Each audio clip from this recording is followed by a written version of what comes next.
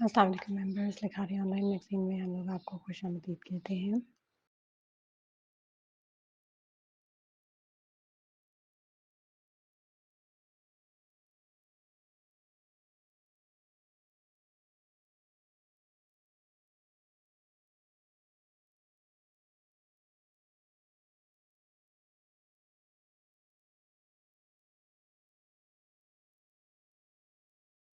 हमारे novels Likhari online magazine के लिए लिखे गए हैं। इसकी कॉपी करना कहीं पे भी इजाज़त नहीं है।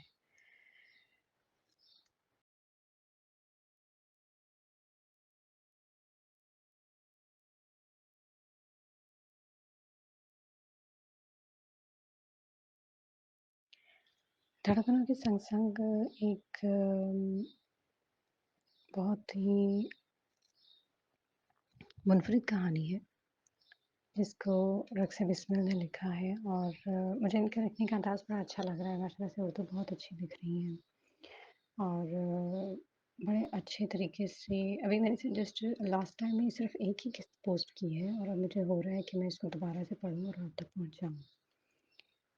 अच्छी कहानी लिखी है माशाअल्लाह से क्या कहना चाहिए, अभी तो ये कहानी तकरीबन एंड में से है ना, तो नेक्स्ट इंशाल्लाह कुछ टाइम के बाद इसको स्टार्ट करेंगे।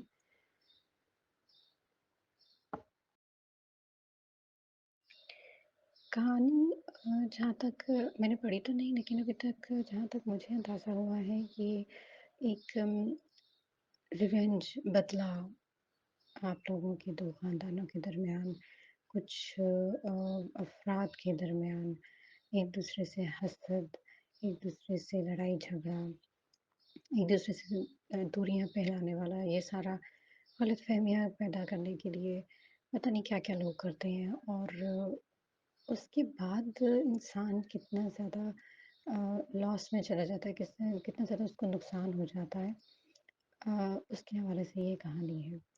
और अभी तक तो ये मुझे अच्छी लग रही है, लेकिन ये वाली किस्त बहुत अच्छी होने वाली है, क्योंकि इसमें कुछ ऐसी कंडीशन है, जिसको देखकर अभी समझकर बंदा नहीं समझ पाता कि ये सच में है कि नहीं है, कंडीशन क्या है। तो चलिए स्टार्ट करते हैं किस्त नंबर 26 का दूसरा हिस्सा। फ्लैट में वापस आकर वो पूरी रात बेचैन रही। सुबह नींद से बेदार होकर उसने जैसे ही फ़ोन उठाकर देखा, वलीद गर्वीज़ी के वालिदैन की कई मिस्ड कॉल्स और मैसेजेस थे। उसने कॉल बैक की, तो दूसरी तरफ से वलीद की दादी की तेज़ और करख्त आवाज़ सुनाई दी। आफ़रीन, मनहूस लड़की, जब से वलीद तुमसे मिला है उसने एक दिन भी मुझे सुकून का नहीं देखा। तुम वाक़ई एक सब्ज़ कदम लड़की हो। अब तुम्हारी वज़ह से मेरा बच्चा जेल पहुँच गया। मैं पूछती हूँ, तुम्हें कोई और नहीं था मिला? याद रखना, अगर तुम्हारी वज़ह से मेरे पोते को कुछ हुआ तो मैं तुम्हें बर्बाद कर दूँगी। इनकी धमकी सुनाई दी। आफ़रीन तो इनके अंदाज़ पर हक्का-बक्का सी रह गई थी। आप परेशान मत हों दादी अम्मा, वलीद को कुछ नहीं होने दूँगी। उसने गहरी साँस भरकर खुद पर सुकून रखने की कोशिश की थी। सूरज निकलने के बाद वो तैयार होकर बिना नाश्ता किए परेशान से शहराम के ऑफिस की तरफ आई। इससे पहले कि रिसेप्शन पर पहुंच पाती, एक सिक्योरिटी गार्ड इसके पीछे आया था। मैम, आपको अंदर आने की इजाज़त नहीं है, प्लीज़ आप बाहर जाएं। देखिए, मुझे शहराम से मिलना है, आफरीन ने बाजू छुड़ाते हुए कहा। सॉरी मैम, बॉस अभी नहीं आए, आप बाहर निकलें। वो उसे बाहर निकालता दरवाज़ा बंद कर गया। आफरीन के लिए इसके सिवा कोई चारा नहीं था कि बाहर खड़ी होकर उसका इंतज़ार करती। उसे अच्छी तरह मालूम था शहराम अंदर मौजूद है, लेकिन वो बेबसी से कुड़ने के सिवा कुछ नहीं कर सकती थी। इस ज़ालिम शख्स का इसे इंतज़ार करना था। उसे वलीद के लिए मिन्नत करनी थी। शाम हो गई। आसमान पर अंधेरा सा छाने लगा जब शहराम की गाड़ी पार्किंग से निकली। उसकी गाड़ी वो भी उसके पीछे कार दौड़ाने लगी। कार के ड्राइवर ने शहराम को आगाह किया कि एक सुर्ख कार हमारी गाड़ी का पीछा कर रही है। शहराम जो सीट से पुश्तकाए फाइल की गर्दानी कर रहा था, एक पल को खामोश रह गया। फिर हल्की आवाज़ में कहा, आने दो। आधे घंटे बाद वो फ्लैट के गैराज तक पहुंच गया था। शहराम ने कार का दरवाज़ा खोला और बाहर निकल आया। जब वो लिफ्ट तक पहुंचा, आफरीन बर्क रफ्तारी से भागती हुई आई और उसे रोक लिया। आप क्या करने का इरादा कर रही हैं? बॉडीगार्ड ने इसका रास्ता रोका, लेकिन आफरीन ने गार्ड को नज़रअंदाज करके शहराम को देखा, जो स्पार्ट अंदाज में जेबों में हाथ डाले यूं खड़ा था, ये वक्त का फरमान रवा हो। شہرام مجھے آپ سے بات کرنی ہے۔ اس نے کانپتے ہونٹوں سے بمشکل لفظ ادا کیے تھے۔ وہ اسے ایسے گھور رہا تھا جیسے اسے جانتا ہی نہ ہو، جیسے اس کے سامنے کوئی اجنبی عورت ہو۔ کیونکہ اس کا باڈی گارڈ آفرین کو نہیں جانتا تھا، اس نے قریب آ کر اسے بازو سے کھینچ کر دکھیلا، جس سے وہ نیچے گر پڑی۔ گارڈ سمجھا وہ مالک کی توجہ حاصل کرنے کی کوشش کر رہی ہے۔ پتھریلے تاثرات کے ساتھ شہرام اسے نظر انداز کر کے لفٹ میں گھس گیا، اپنے درد کو دباتی برداشت کرتی آفرین جلدی سے اٹھ کر اس کی طرف بھاگی تھی۔ شہرام، میں راضی ہوں، تم جو بھی کہو گے میں ماننے کو تیار ہوں، ہر بات ماننے کو تیار ہوں، لیکن ولید اور اس کی کمپنی کو مسئلے سے نکالو پلیز۔ وہ التجائی انداز میں روحانسی ہو کر بولی۔ لفٹ چل چکی تھی۔ شہرام اس کی بات پر دنگ رہ گیا۔ یہ عورت صرف ولید کی کیئر کر رہی ہے؟ اس کے اندر اشتعال سا اٹھا تھا، مٹھیاں بھینچ گئیں، ہونٹ باہم مل گئے۔ تھوڑی دیر بعد ہی اس کے ہونٹ معنی خیزی سے مسکراہٹ میں ڈھلے۔ مجھے یاد نہیں میری ڈیمانڈ کیا تھی۔ آفرین کے الفاظ اس کے زد میں چلی گئی۔ یہ وہ کیا کہہ رہا تھا؟ کیا وہ اس کے منہ سے سننا چاہ رہا تھا؟ اس نے بے اختیار ارد گرد لفٹ میں دیکھا۔ ان دونوں کے سوا کوئی بھی نہیں تھا۔ کچھ دیر سوچنے کے بعد اسے یاد آیا کہ وہ کیا سننا چاہتا ہے۔ شہرام واقعی سخت کمینہ ثابت ہوا تھا۔ اس نے دل میں اسے گالیوں سے نوازا۔ میں آپ کے ساتھ، الفاظ اس کے حلق میں ہی اٹک گئے تھے۔ آپ کے ساتھ کیا؟ شہرام نے مزہ لیا اور اس کے قریب جھکایا۔ آفرین اپنے کامتے ہوئے ہونٹ کاٹنے لگی۔ وہ اس وقت سخت تکلیف میں تھی۔ وہ بہت زیادہ تھا۔ کیا تم یہ سمجھ رہے ہو کہ میرے ساتھ سونے سے ہر چیز ٹھیک ہو جائے گی؟ تمہیں کوئی پچھتاوا نہیں ہوگا؟ اس نے آفرین کے آنسو برساتی آنکھوں میں جھانکا۔ اندر سے وہ خود کو ان پانیوں میں ڈوبتا ہوا محسوس کر رہا تھا، لیکن اسے آفرین کو سزا دینی تھی، ولید کے ساتھ منگنی کرنے اور تعلق رکھنے کی سزا۔ آفرین شدت سے رونے لگی۔ اس کی ہچکیاں بند گئی تھی۔ سر جھکائے سرخ چہرے کے ساتھ وہ بری طرح رو رہی تھی۔ پتہ ہے تم کب مجھے بہت پیاری لگتی ہو؟ تب جب تمہاری ان خوبصورت آنکھوں میں آنسو آتے ہیں اور حسین مکھڑے پر ڈر خوف کے تاثرات آتے ہیں۔ اس سے میرے اندر تمہارے لیے ہمدردی بڑھتی ہے۔ اس نے اس کے چہرے کو تھوڑی سی پکڑ کر سامنے کیا۔ میں تم کو ایک اور موقع دیتا ہوں، میرے ساتھ آؤ۔ تم تم واقعی ایک شیطان ہو۔ آفرین کے ہونٹ پھڑ کے اور وہ کانپنے لگے۔ وہ ابھی اس کے سب کے لیے خود کو تیار نہیں کر پائی تھی۔ شہرام اس کے قریب جھکایا اور اس کے کان کے پاس شیطانی لہجے میں سرگوشی کی۔ ہاں، ہوں میں شیطان۔ اگر تم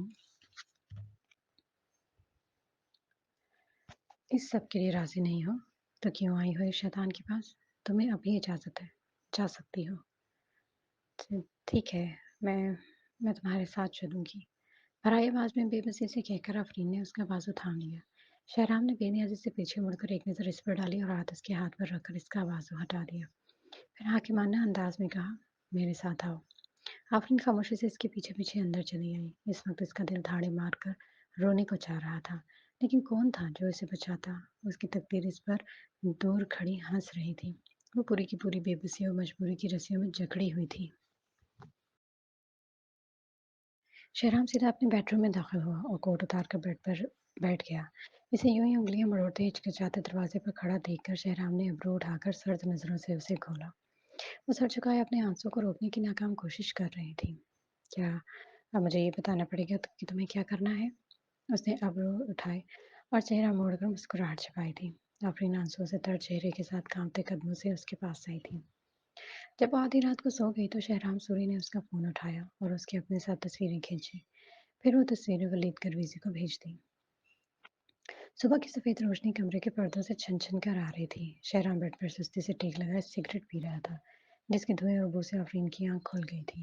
رات والا واقعہ پورے جزیات کے ساتھ اس کے ذہن کی اسکرین پر پھرنے لگا تھا۔ وہ ایک لمحہ کچھ شاکڈ سی کروٹ لیے پڑی رہی۔ کیا وہ خواب تھا؟ نہیں، وہ خواب نہیں تھا۔ وہ اس وقت شہرام کے ساتھ ایک ہی بیڈ پر اس کے قریب لیٹی ہوئی خود کو جھٹلا رہی تھی۔ اس نے جیسے ہی کروٹ بدلی، شہرام کی نظروں سے اس کی نظریں جا ٹکری۔ آفرین کی آنکھوں میں حیا تھی، چہرے پر شرمساری تھی۔ نظر ملتے ہی شہرام نے سگریٹ ایشٹرے میں بجھا دیا اور پھر اس کی طرف جھک کر اس کے لمبے ریشمی بکھرے بالوں میں انگلیاں پھنسائیں۔ کیا ولید کے ساتھ بھی یوں ہی شرماتی تھی؟ اس کے طنزیہ الفاظ پر آفرین جہاں کی تہاں تھم گئی۔ سر پر جیسے آسمان ٹکڑے ٹکڑے ہو کر آ کر گرا۔ اس کا سر چکرانے لگا تھا۔ وہ سوائے شک کرنے کے اور کچھ بھی نہیں کر سکتا تھا۔ اس نے پہلے بھی شکوک کی آگ میں اس کے وجود کو جلایا تھا اور آج بھی وہ نہیں بدلا تھا۔ آج بھی وہ شک کے دریا کے کنارے پر کھڑا تھا جس میں آفرین کے ساتھ ڈوب رہی تھی۔ وہ جھٹکے سے اٹھ بیٹھی۔ اس کے چہرے کا رنگ متغیر ہو چکا تھا۔ اس نے غصے سے اسے گھور کر دانت پیسے۔ غصے سے اس کے دماغ کی رگیں کھینچ گئی تھیں۔ میں وضاحت دینا ضروری نہیں سمجھتی، آفرین نے سرخ پڑتے چہرے سے بھینچی بھینچی آواز میں کہہ کر رخ پھیر لیا۔ اچھا، لیکن مجھے یقین پھر بھی نہیں آئے گا۔ شہرام نے حیرت سے ابرو اٹھائے اور اس کے بالوں کو چھو کر اس کے قریب سے اٹھ گیا۔ اس کا مقصد پورا ہو چکا تھا۔ اس نے تصویر ولید کو بھیج دی تھی۔ اسے غصہ تھا کہ اس کے نکاح میں ہونے کے باوجود بھی وہ ولید کے ساتھ منگنی کیسے کر سکتی تھی، لیکن شہرام کو یہ نہیں پتا تھا کہ اس نے آفرین کے ساتھ کتنی بڑی غلط فہمی میں ڈال کر اس کو چھوڑا تھا۔ آفرین جس کو طلاق نامہ سمجھ کر سگنیچر کر کے آئی تھی، وہ جسٹ ایک ایگریمنٹ تھا۔ آفرین نے دھندلی پڑتی نظروں سے کچھ دیکھا ہی نہیں، بس یہی دونوں کے بیچ غلط فہمی تھی۔ اب دیکھتے ہیں کہ یہ غلط فہمی کب اختتام پر پہنچتی ہے۔ آفرین نے اس کی پیٹھ دیکھ کر اسے دل میں ہزار گالیاں دی۔ اس کا دل کیا یہ تکیہ پتھر کا ہوتا تو وہ اسے پھینک کر اسے مارتی۔ باسٹرڈ۔ 10 منٹ بعد وہ نہایا دھویا نکھرا نکھرا سا فریش باہر نکلا اور آئینے کے سامنے کھڑا ہو کر کفلنگس بند کرنے لگا، پھر ٹائی لگائی اور پرفیوم اٹھا کر اسپرے کرنے لگا۔ آئینے میں سے آفرین کو بھی دیکھ رہا تھا جو بکھرے بکھرے بالوں کے ساتھ سر جھکائے ہونٹ کاٹے جا رہی تھی۔ اس کا رنگ بالکل زرد پڑا ہوا تھا، جیسے کوئی گناہ کر لیا ہو۔ وہ دل ہی دل میں طنزیاں ہنسدیاں، ابھی تو وہ اس کے قریب ہی نہیں آیا تھا، سوائے بیڈ شیئر کرنے اور گلے لگانے کے۔ وہ اب بھی اس سے فاصلے پر ہی تھا جیسے میلبورن میں تھی۔ ان کا رشتہ میاں بیوی کی طرح نہیں بڑھا تھا، دوسروں کی انٹرفیئرنس کی وجہ سے ان میں دوری آج بھی قائم تھی۔ پہلے اس نے غصے میں سے چھوڑ دیا، لیکن اب وہ اسے ولید کے لیے نہیں چھوڑ سکتا تھا۔ گزری شب جیسے خواب تھی۔ ایک گہری سانس لے کر وہ اس کی طرف مڑا۔ جلدی سے میرا ناشتہ بناؤ، مجھے آفس کے لیے نکلنا ہے۔ وہ اسے اصلی حاکمانہ انداز میں حکم دیتا ہوا جھک کر اپنے شوز پہننے لگا۔ آفرین نے جھک کر اسے دیکھا۔ ناشتہ؟ لیکن آپ نے تو صرف ایک رات کے لیے وعدہ کیا تھا، اس کے بعد ولید کو چھوڑ دیں گے۔ وہ ہچکچائی۔ کیا وہ اسے ہمیشہ کے لیے قید کر رہا تھا؟ شہرام نے لب بھینچ کر آنکھوں میں حسد بھر کر اسے گھولا۔ یہ عورت ولید کے لیے اتنی فکر مند ہو رہی ہے، لگتا ہے ولید سے بہت پیار کرتی ہو، اتنا کہ اس کے لیے اپنا جسم بھی بیچ سکتی ہو۔ اس نے دانت پیسے۔ شہرام، زبان سنبھال کر بات کرو، میں تمہیں کسی بھی قسم کی وضاحت دینا ضروری نہیں سمجھتی۔ تم نے وعدہ کیا تھا تو اپنے الفاظ کا پاس رکھ کر اسے چھوڑو۔ وہ چراغپا ہوئی۔ اگر وہ اسے بری عورت سمجھتا تھا تو ٹھیک ہے، یوں تو پھر یوں ہی صحیح۔ اسے اب خود سے کوئی محبت نہیں رہی تھی۔ اس کی سیلف ریسپیکٹ کو شہرام نے کچل دیا تھا۔ شہرام نے غصے میں آ کر زور سے دروازہ کھولا۔ بے فکر رہو، میں نے جو وعدہ کیا تھا وہ پورا کروں گا، لیکن تم کو کبھی بھی اس سے ملنے کی اجازت نہیں ہوگی، یہ بات صاف ہے۔ اس نے گھور کر اسے آنکھ ونک کی۔ تمہیں صرف میرا پابند رہنا ہے، ورنہ… وہ اسے وارن کر گیا۔ ایک تلخ مسکراہٹ آفرین کے ہونٹوں پر رنگ گئی۔ اگر وہ اسے وارن نہ بھی کرتا تب بھی وہ ولید کے پاس کبھی نہ جاتی۔ آخر کس منہ سے چاہتی وہ؟ کیا کہتی اسے؟ کیا رہا تھا اس کے پاس؟ ایک سیلف ریسپیکٹ تھی، وہ بھی راہ شہرام کے قدموں میں آ کر کچلی جا چکی تھی۔ اب کوئی آس، کوئی سورج نہیں اس کا چمکنا تھا، اب کوئی امید کا دیا بھی نہیں جلنا تھا۔ بے بسی کے گہرے حفظدہ اندھیرے میں اب کوئی امید کی دھوپ بھی نہیں آنی تھی۔ کوئی روشن دان، کوئی دریچہ، کوئی درد اس قید خانے میں تھی ہی نہیں۔ شہرام نے اسے مجبوریوں میں جکڑ کر بے بسی کی قید میں قید کر دیا تھا۔ اب عمر بھر وہ وہاں سے نہیں نکل سکتی تھی۔ اس کے ہاتھ میں امید کا کوئی سرا نہیں تھا۔ نہا کر شہرام کی شرٹ اور ٹراؤزر پہن لیا۔ نم بالوں کو سمیٹتی ہوئی وہ کمرے سے باہر نکل کر کچن میں آئی، جہاں شہرام کچن ڈائننگ ٹیبل پر اخبار پڑھتا شاید اسی کا انتظار کر رہا تھا۔ آفرین نے اسے نظر انداز کر کے فریج کھولا، جہاں انڈوں کے سوا اور کچھ نہیں تھا۔ وہ ادھر ادھر دیکھتی ہی رہی لیکن بریڈ نہیں ملی۔ اب میں کیا بناؤں؟ انڈوں کے سوا کچھ نہیں، وہ بڑبڑائی۔ اس کی یہ ہلکی سی بڑبڑاہٹ شہرام کی تیز سماعت نے سن لی۔ آملیٹ بناؤ، میں آملیٹ ہی کھا لوں گا۔ اخبار میں منہ دیے اسے جواب دیا۔ اسے سخت بھوک لگی ہوئی تھی۔ عرصہ ہوا تھا اس نے آفرین کے ہاتھ کا ذائقہ نہیں چکھا تھا۔ اب وہ بری طرح ایکسائٹیڈ تھا، لیکن اوپر سے سرد بنا بیٹھا ہوا تھا۔ آفرین کچھ پل انڈے تھامے خاموش کھڑی رہی، پھر ٹماٹر، پیاز، ہری مرچ، دھنیا نکال کر سلیب پر رکھا और आमलेट का अमीज़ा बनाने लगी। 2 मिनट में ही तुर्किश स्टाइल का आमलेट तैयार था। प्लेट में निकालकर छुरी कांटा भी साथ रखकर टेबल पर उसके आगे सेट किया और खुद मुड़कर चाय बनाने लगी। अंडे खाते हुए शहराम की ज़ुबान ने लज़्ज़त महसूस की तो वो हैरान रह गया। सिर्फ अंडों को इस तरीके से बनाया गया था, क्या ही किसी रेस्टोरेंट में कोई बनाता होगा। इवन इसके खानदानी शेफ के हाथ में भी ऐसा जायका नहीं था। आमलेट खाकर शहराम ने चाय पी और हाथ मूंछ कर खड़ा हो गया। आफरीन की तरफ मुड़कर जेब से चाबियां निकालकर इसके आगे रखी। इस जगह के बारे में नानो और तानिया जानती हैं। मैं नहीं चाहता तुम्हें मसला हो। ये चाबियां मेरे दूसरे अपार्टमेंट की हैं। तुम शाम तक वहाँ शिफ्ट हो जाओ। शहराम ने अपना कोट उठाया और बिना पीछे देखे बगैर बाहर निकल गया। उसके जाते ही आफरीन ने एक गहरी सांस लेकर बेबसी से कुर्सी पर थकी थकी सी बैठ गई। आधे घंटे तक वो यूं ही गुमसुम सी नीचे फर्श को बेमकसद घूरती रही। फिर उठकर तैयार हुई और सीधी कार दौड़ाती हुई पुलिस स्टेशन पहुंच गई। हर काम आराम से सरंजाम पा गया था। वकील को वलीद की बेल करवाने में महज 10 से 15 मिनट लगे थे। वलीद बिल्कुल भी जख्मी नहीं था। वो सिर्फ थका थका सा लग रहा था, जैसे उसने परेशानी में सारी रात नींद न की हो। I am so sorry Afreen, मैंने तुम्हें परेशान किया। वलीद जैसे ही बाहर आया उसने आफरीन के दोनों हाथ थाम कर रंजीदा लहजे में कहा। आफरीन ने उसकी गिरफ्त से हाथ आहिस्तगी से निकाल दिए। आपको ठीक देख कर खुशी हुई, एक तरफ मुस्कुराहट से कहकर वो नजरें चुरा गई। वो अंदर से खुद बिल्कुल खाली महसूस कर रही थी। उसे समझ में नहीं आ रहा था उसे क्या कहकर ताल्लुक ख़त्म करे। आफ़ी, मुझे छोड़कर कहीं मत जाना प्लीज़। इसका नज़रें चुराना महसूस करके वो उसके करीब झुका। आफ़रीन झिझक कर दूर हुई। इसके होंठ कुछ कहने की कोशिश में कँपकँपा रहे थे। गले में जैसे बबूल से उग आए थे।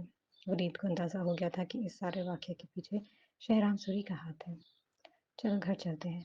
उसने आफ़रीन का हाथ थाम लिया। आफ़रीन ने नरमी से हाथ निकाला जिसको वलीद ने हैरत से देखा। इसकी आंखों में हज़ारों सवालात थे। आफ़रीन बेसाख्ता नज़रें चुरा गई। वलीद साहब अपना सामान लेते जाइए। पुलिस के सिपाही ने एक लिफाफा दिया। वलीद ने थाम कर खोला। उसका फ़ोन, वॉलेट और उसकी घड़ी थी। कार की तरफ जाते हुए रास्ते में वलीद ने अपनी मोबाइल ऑन किया और ऑन होते ही कई नोटिफिकेशंस, मैसेजेस और मिस्ड कॉल्स ज़ाहिर हुई। वो एक एक करके सब देखता रहा। गैलरी ओपन करते ही इसका रंग सफ़ेद पड़ा था। इसके हाथ कांपे थे। मोबाइल इसके हाथ से गिर गया।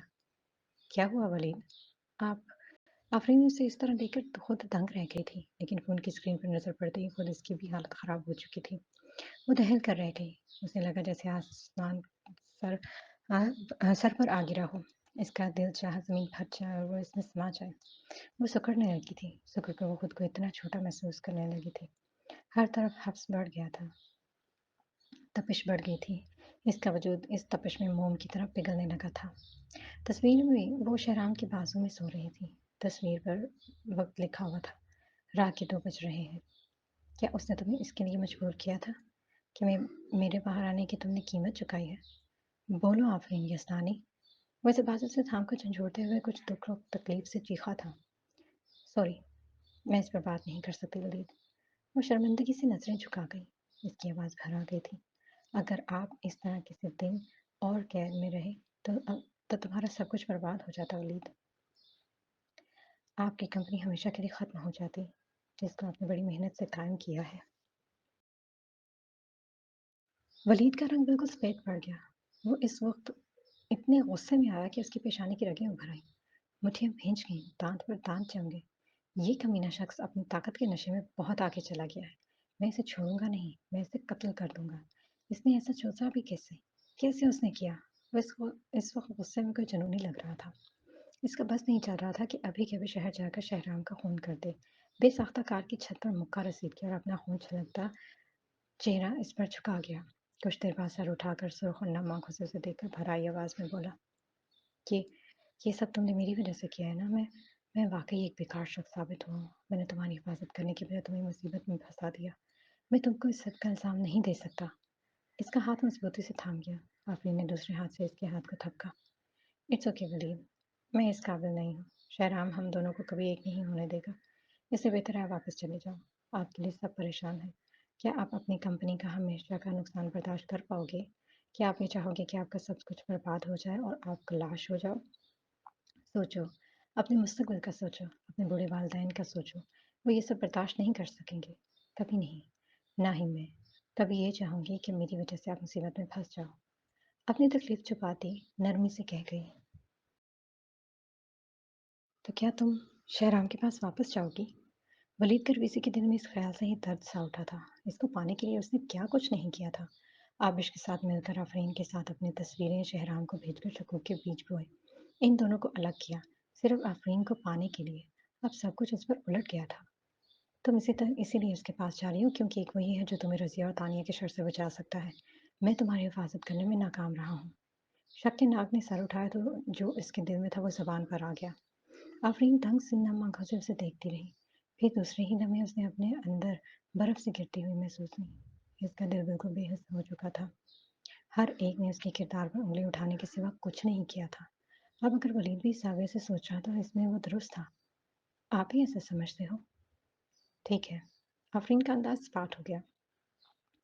सॉरी, मुझे माफ कर दो। उसकी आंखों के किनारे लबालब नमी से भरते देखकर वो कुछ पर शर्मिंदा हो गया। देखो, मुझे मत छोड़ो। मैं तुम्हारे बगैर नहीं कुछ नहीं हूँ। कुछ भी नहीं हूँ तुम्हारे बगैर। मैं सिर्फ तुम्हारे खातिर अब इतनी दूर से आया हूँ। मैंने तुम्हारे असूल के लिए बहुत कुछ किया है। वो तस्वीर भी मैंने ही शहराम को भेजी थी। आबिश के साथ मिलकर मैंने शहराम के दिल में शकूक पैदा किया। तुम मुझे यूं नहीं छोड़ सकती। वो जुनूनियों की तरह गिड़गड़ाया और मुंह से बेसाख्ता सच निकल गया। आफरीन तो ये सुनकर हक्का बक्का रह गई। ये वो क्या सुन रही थी? शहराम के साथ रिश्ता खराब करने में वलीद का हाथ है? नहीं। वो हैरत से बुदबुनी उसे फटी-फटी आँखों से देखती रही। हवाओं में अचानक ही तेज़ी आ गई थी। परिंदे इतने ज़ोर-शोर से चीखने मारते फड़फड़ाते गुज़र रह गए थे। इधर-उधर गाड़ियों, रिक्शाओं, मोटरसाइकिलों का शोर बढ़ गया था। हर तरफ शोर ही शोर और सिर्फ आफरीन का वजूद था जो इस शोर में तन्हा खड़ा था। हर चीज़ इर्द-गिर्द तेज़ी से गुज़रती महसूस हो रही थी, लेकिन आफरीन का वजूद साकित था, बिल्कुल साकित। उसके बाल हवा में तेज़ी से उड़ते हुए साकित रह गए थे। अंदर कहीं सन्नाटे में मातम बिरपा हुआ था। हर चीज़ तहस-नहस हो रही थी। हर एहसास दरहम-भरम हो रहा था। अचानक ही सब कुछ रुक गया। हर चीज़ रवा-दवा हो गई। ऐसा लग रहा था जैसे रुका हुआ वक़्त फिर से चलने लगा हो। आफ़रीन हवासों में वापस आ गई थी। दूसरे ही पल उसकी आँखों में वलीद की सख्त नफ़रत उभरी थी। मैं आपको नफ़रत के काबिल भी नहीं समझ सकती। आप आपसे कुछ कहकर मैं अपने अल्फ़ाज़ ज़ाया नहीं कर सकती। आपने मेरा बहुत बड़ा नुकसान कर दिया। बहुत बड़ा। आपके लिए बेहतर है मेरे सामने मत आना वलीद करवीज़ी। मेरा आज से आपके साथ कोई ताल्लुक नहीं। उसने अंगूठी ज़ोर से उतारकर उसके आगे फेंक दी। ये वो क्या कर चुकी थी? जिस शख्स पर यकीन करके उसने शहराम को गलत जाना, वही शख्स उसकी बुनियादें खोटी कर चुका था। आह! अभी मैं shut up! I said shut up Waleed करवेज़ी। वो धाड़ी थी।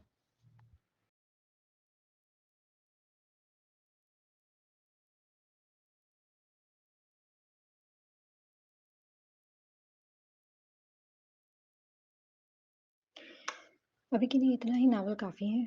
तो अब इस नावल को हम लोग इंशाल्लाह स्टार्ट से स्टार्ट करेंगे। अब ये 2 एपिसोड्स तो हो गई। अब इंशाल्लाह जल्द ही ये स्टार्ट से स्टार्ट होगा तो फिर देखते हैं कि आगे क्या कहानी निकलती है।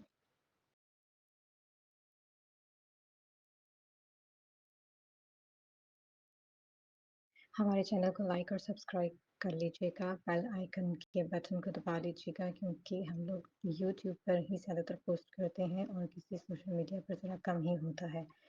तो जैसे-जैसे आप ये लाइक और सब्सक्राइब करते जाएँगे और नोटिफ़िकेशन को सेट करते जाएँगे, आपको ये सारे नॉवेल्स मिलते जाएँगे, वरना थोड़ा-सा मुश्किल हो जाएगा।